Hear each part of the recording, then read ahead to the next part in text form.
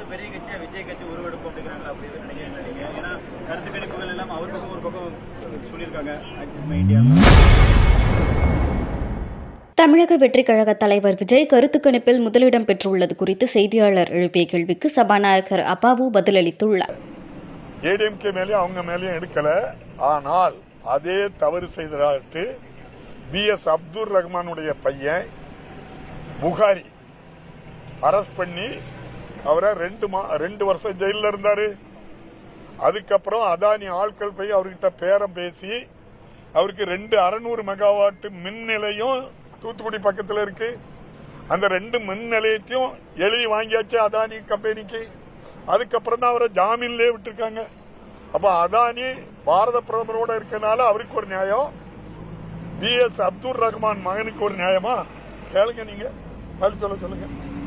ஆகவே இந்த நம்முடைய பாரத பிரதமருடைய ஆட்சியில இந்தியா அவமானப்படுத்தப்படுகிறது. நம்முடைய அமெரிக்கா அதிபர் ட்ரம்ப் உடைய கைக்கூலியா இருந்த மாதிரி இருக்காங்க. அதான் வெட்கக்கேடாது. நன்றி. போடுவீங்களா? மூன்றாவது பெரிய கட்சியா விஜய் கட்சி உருவெடுக்கும் அப்படிங்கிறாங்களா? அப்படி எதுவும் நினைக்கிறீங்க? ஏன்னா கருத்து கணிப்புகள் எல்லாம் அவர் பக்கம் ஒரு பக்கம் சொல்லியிருக்காங்க.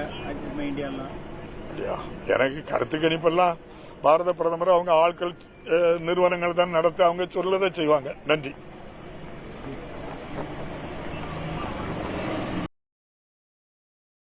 செய்திகளை உள்ளது உள்ளபடி தெரிந்து கொள்ள ரெஃப்ளெக்ட் நியூஸை சப்ஸ்கிரைப் பண்ணுங்க.